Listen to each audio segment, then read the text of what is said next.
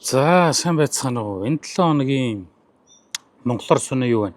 Контент ингээ эхэлж байна. За бид бүгдийн сайн мэдсэн, анзаарч харсан шиг энэ 7 хоногт бол мэдээж хамгийн чухал зүйл болвол нөгөө засгийг огцорсон шийдвэрийг үндсэн хуулийн засаг огцроогүй гэж шийдсэн болоод за ерөнхийлөгч хориг тавьсан нэг ийм хоёр чухал зүйл болж байна. За нэгтгэн хэлэх юм бол засаг огцорсонгүй. Өнгөрсөн 7 хоногт хэдүүлээ ингээд ер нь засаг огцорлоо. За тэгээд яасан амраа исгалангийн тал ямархуу маягтай байгаа. За зандан штрийн тал бас ямархуу маягтай байгаа. За магадгүй 3 дахь хувилбар гарч ирэх болов уу гэсэн нэг юм яриа дуусгасан тий.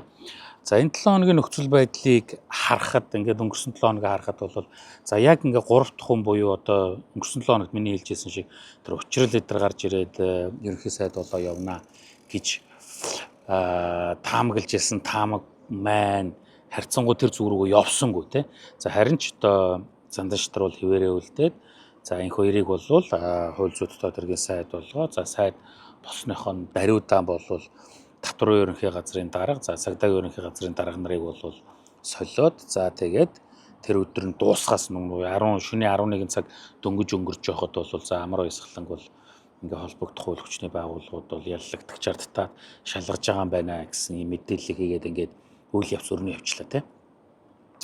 За ингэхлээр магадгүй миний өнгөрсөн 7 хоног тэрээдсэн зандан шатар хойшоо суугаад болоод за тэгээд оронд нь учрал ч юм уу өөр нэр цэвэр за ингээд амраа исгалан зандан шатар хоёрыг дунд нь ингэж ойртуулах уулзуулах нэг хоёр хоорондоо ингээ алалцаад байгаа хоёр тал гэж хэлээ л да тий. Энийг хооронд нь нийлүүлэх юм дундын хувилбар гараад Монгол Ардын хувьсгал намынхан бол тохироод дуусах юм болов гэсэн таамаг маань явахааргүй болчих шиг боллоо.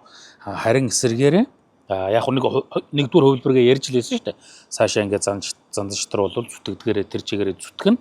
За тэгээд яах вэ?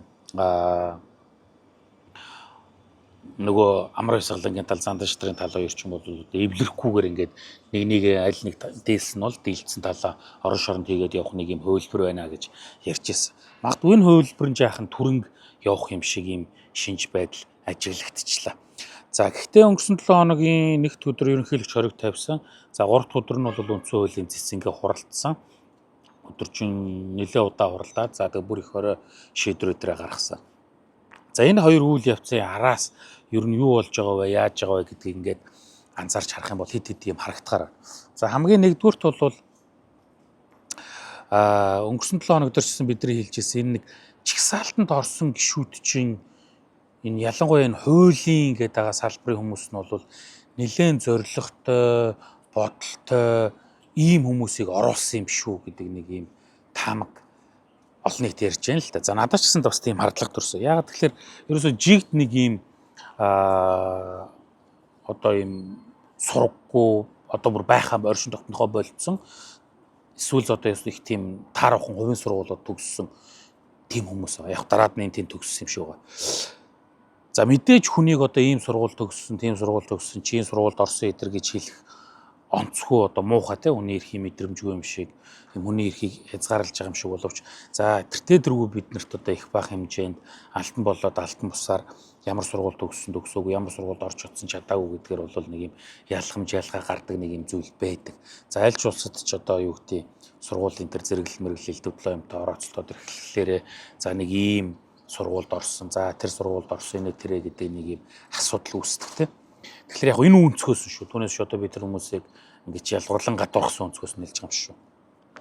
Хүмүүсийг ингэж авч чагсаалтын нэлээ урдуур өдр оруулж за тэгээд ингээд магадгүй яг ийм цаг үед ашиглах гэж исэн юм шүү гэсэн нэг юм хардлагыг хүмүүс гаргаад байгаа. Ерөөсөө зорилго нь тэр те.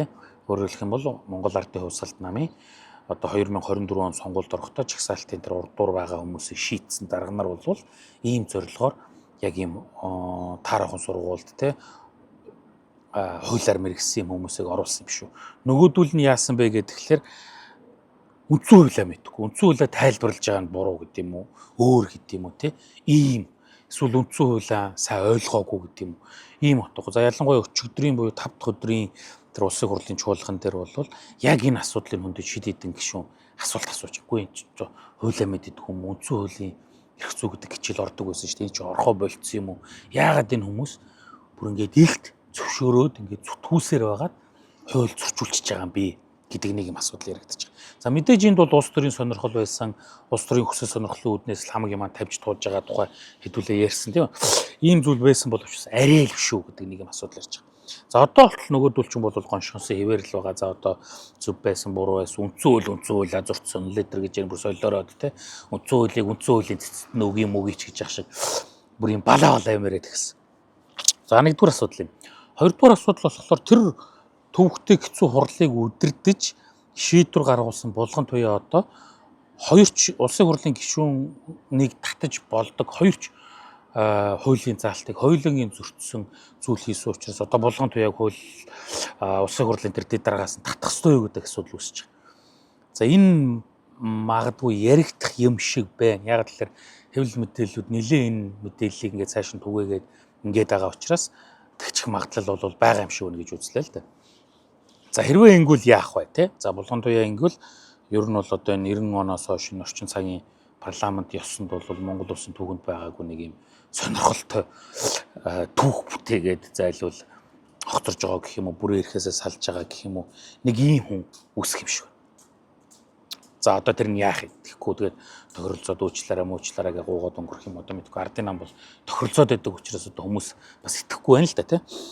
За гурав дахь нэг юм нь бол тэгвэл одоо энэ хоёр шинэхэн хууль зүйн тодорхойн сайд энэ хоёрыг хэлж байгаа шиг нөгөө улсын хурлын дарга хасан амар баясгалан гэж хэрэг яллагдагчаар татаад ингээд шалгадаа явж байгаа юм болвол зөвхөн магадгүй амар баясгалан гэдэг хүн дангаараа яригдахгүй бах. Өөр зөндөө олон хүн байгаа. За жишээ нь юу их тодорхой болсон бэ гэхээр сайн зориг гэдэг хүн болвол тэр жижиг таван толгой дээр юм шиг миний ойлгосноор тийм үү. Бүрэн эрх төлөөлөгчөөр очихтоо болвол овоо хэдэн тэрбум төгрөгийн гэрээн дээр гарын үсэг зурсан байдаг юм байна. Тэгээд одоо тэрнээс мөнгө төгрөг одоо авсан баах энийг тэрэ гэдэг л хардлагыг л сошиал медиагаар хүмүүс бичээд байгаа юм байна л да. Одоо миний ойлгож байгаагаар бол тийм. Тэгм учраас энэ сайн зурагч хүн гатан зүтгээд байгаа буюу өөрөө бас наадах чинь нүүрсний хэрэгт холбоотой нөхөрштэй гэдэг юм асуудлыг хүмүүс гаргаж ирж тавиад байгаа байхгүй. За хэрвээ ингэх юм бол ерөөсөө ингээд зөвхөн амар уйсгалан биш энэ нүүрсний хэрэг чинь цаашаа ингээд томроо явчих юм байна л да. За нэлээд асуудал маргаан үүсэх нэ тий. За зөвхөн ардын намынхан ч биш юм байна. Ардсан намаас гишүүн болсон хүмүүс ч гэсэн одоо тийм дисэлгээний компанитай хүмүүс бол тэнд бол дисэлгээний хийн эдэргээ тендермен дээр авцсан байгаа юм байна гэж одоо сошиал медиаар мэдээллүүд нь явж шүү. Ингээхээр одоо ингээд зөвхөн ардын нам биш, ардсан нам, магадгүй бусад намууч гэсэн ингэж хоорондоо олдож холдож сүлэлтсэн энэ тэр баг 5-7 одоо тэр админерал гэдээ байгаад байгаа тэр Бортег мэг дээр бол зөндөө олон тендер гэрээ контракт холбогдсон хүмүүс байгаа юм байна л да. Ингээхээр нүүрсний хэрэг чинь зөвхөн нүүрсний хэрэгээс гадна цаашлаа тэрийг яах гэж хэлсэн бэ гэсэн янз бүрийн туслан гүйцэтгэгчид бидний яриад байдаг.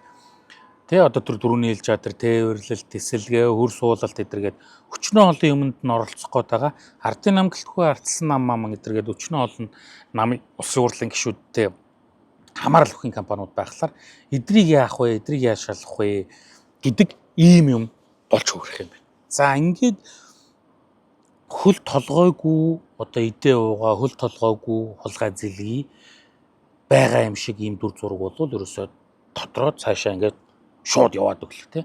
За энийг үнэхээр занданштрын засгийн газрынхан үнэхээр шудраг өсний үүднээс илрүүлж устгаж ингэж алга болгох гээд байгаа. Үнэхээр шудраг өсний дууд шуухаа болж гараад байгаа энэ хоёр тэгэх гээд байгаа юу гэдгийг л бидэрт одоо харах болтлоо. Одоогор бол ямар ч байсан эхний шийдвэрүүд нь бол тийм байна. За тэр татварын ерөнхий газрын дарга болоо цагдаагийн ерөнхий газрын даргаыг ажилласан чөлөөсөн төр бол Монголын нийгмийн сүлжээ бол их таатаанд чинь тэг хэрэгтэйстэй зөв өдөргээд те. Тэгэхээр ер нь нэлээд асуудал байсан юм шиг байна эдэрт бол гэж зүгээр юм хязгаарлагдуулаад дүгнээ те. За ингээд цаашаа одоо юу өрнөх вэ? Эх 7 хоногт юу болох вэ гэдгийг хэдүүлээ анзаарч харжээ. За эх 7 хоногт бол энэ нэг төрлийн зодон зохион гэдэг юм уу энэ бол нэлээд итгэвчих байх. За амар уйсгалангийн зүгээс бол нэлээд чимээгүй дуугүй болчихлоо. За ямар ч ус одоогор бол бүр эрэгтэйгээ байгаа. За амар уйсгалангийн талын хүмүүс ийм болвол ноонууд илрээд эхэлсэн нөгөөдөл маань бол орон гараа их сони юм яриудж эхэлсэн. За жишээ нь бол одоо соёлын сайд байсан ном бол тэр Go Mongolia болоод Монгол хаан заантай холбоотой тэр нэг мөнгөний асуудалд орооцолтчлоо л гэж Монголын сошиал медиа бол одоо эд бужигнаатай бичиж जैन те. Нөхөрч өөрөө их сандраад одоо өстэй үгүй тийм биш эдэр гэл нилээ үзэж जैन. За энэ ер нь баримтууд илрээд сайн бол гүйс баримт нь гарч чадсангүйгээр одоо тэдний тал ерөнхийдөө нуучимд орчлоо гэх юм уу да тий. За энэ баримтууд нь улам илүү ингээд тодроод эхлэхлээр яг юу болсон нь бол тодорхой болох. За ямар ч байсан бол оюутлогоогоос нэг 20 сая долларын асуудал яригдсан. За тэр тэгээ хайцсан бүүмэд ингээд алга болсон гэ. За тэр үтэл одоо манай X ерөнхий сайд оюун эрдэнэ хүртэл энэ татагдаж орж ирэх юм шиг байна. За тэгээд ах Баатар, за тэр Монгол хаан жүжигэн, за тэгээд соёлын яам, за соёлын яамны сайд асан номын эдэр хүртэл ингээд яригдаад явж जैन. За ингээд юу болох юм ба энэ бол ингээд маш том цараатай өнгөрсөн засагт байсан болоод амар баясгалангийн талын хүмүүсийн амар баясгал оюун эрдэнгийн талын хүмүүсийн нэлээн л том тэ нэг эмрүүл яваад орцсон маргаан боллоо. За одоо тэгээ харцгаая нөө өмнөх нь өрсний сонсгол шиг дарагдаад өнгөрөх юм уу? За эсвэл энэ үнэхээр ингээд хэрэг болоод бидний хүсэн хүлээдэг шиг хэн нэг нь ялаваад буруутай гэмтэй хүмүүс нь тодорхой юм уу гэдгийг харцгаая. Гэт эх 7 хоногт уулзцгаая.